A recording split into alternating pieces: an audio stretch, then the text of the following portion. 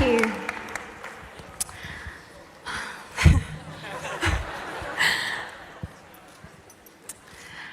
2 years ago, I launched a campaign called He for She at the UN in New York. I was very nervous before that speech. The nerves were followed by a tremendous high immediately afterwards and a crashing low a few days after that. My best hopes and my worst fears were confirmed all at once. I had opened Pandora's box to a standing ovation and almost simultaneously a level of critique I had never experienced in my life, and the beginning of what would become a series of threats. The last 2 years have been a baptism of fire, to say the least, where I learnt just how little I know and also how much.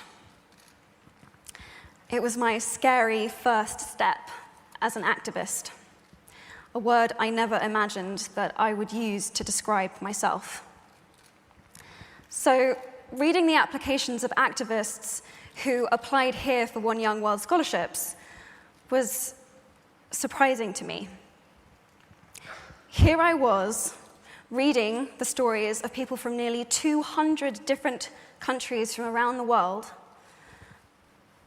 with experiences that I couldn't even imagine. I mean, they were so out of this world to me. And yet, their notes looked like my notes. The same themes emerged over and over and over again.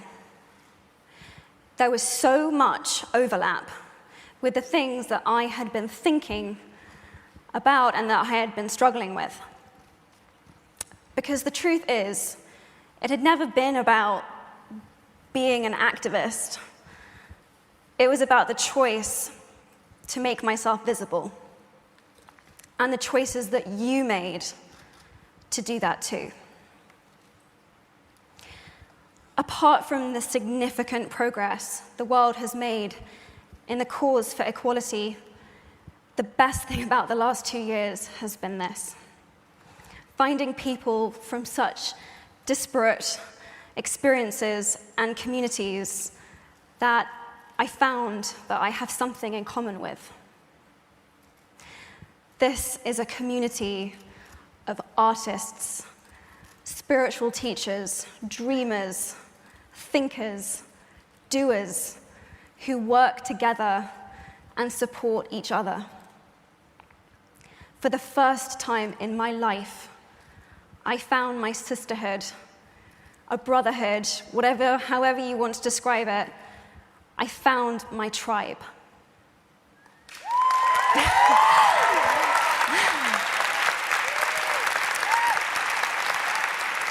My hope for you, while you're here, is that you will find some of your tribe too. I really needed mine. Bobby Kennedy, when he was senator for New York, said, "Each time a man or woman stands up for an ideal, or acts to improve the lots of others, or strikes out against injustice, he sends forth a tiny ripple of hope. And crossing each other from a million different centers of energy, those ripples build a current that can sweep down the mightiest wall of oppression and resistance." That's what we are doing. We, the entire spectrum of the feminist movement, are building an unstoppable current for which we need ripples of hope from every age, race, ability, walk of life, from every human experience. I feel gender equality is as important as any of the other goals that we are here to discuss. And actually, if anything, it is even more important because it intersects with every single other issue that we face. We all have feminine and masculine energies within us. And both forces need to be lifted up, respected. They need to work together in order to make the world go round. Each of you are here at One Young World because you do something important. And it is so exciting to see you all come together in one room, because One Young World isn't about saying what each of us individually can do, but what we can do. Working together, supporting, and listening to each other. It's in that spirit that I am delighted to introduce 9 activists who are the first recipients of a One Young World scholarship that I am very honored to have in my name. They are working to secure real progress towards a gender-equal world, and I hope that their stories will inspire you as much as they have inspired me. In a moment, I'm going to ask them to come onto the stage, but before I do, I want to offer a few statements of my own that I have struggled with and continue to struggle with on a daily basis, but that I have found inspiring. I want to ask you to take a moment. You can keep your eyes closed or keep them open, and ask yourself if these have any truth for you in them. I am willing to be seen. I am willing to speak up. I am willing to keep going.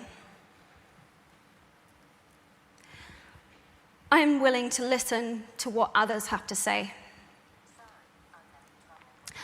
I am willing to go forward even when I feel alone. I am willing to go to bed each night at peace with myself. I am willing to be my biggest, bestest, most powerful self. These 7 statements scare the absolute shit out of me. But I know that they are at the crux of it all. At the end of the day, and when all is said and done, I know that these are the ways that I want to have lived my life. I know each one of you probably will have encountered one of these statements in the last 48 hours. And if you have, thank you for being here. I appreciate it. It's truly an honor to be here with you all. Thank you.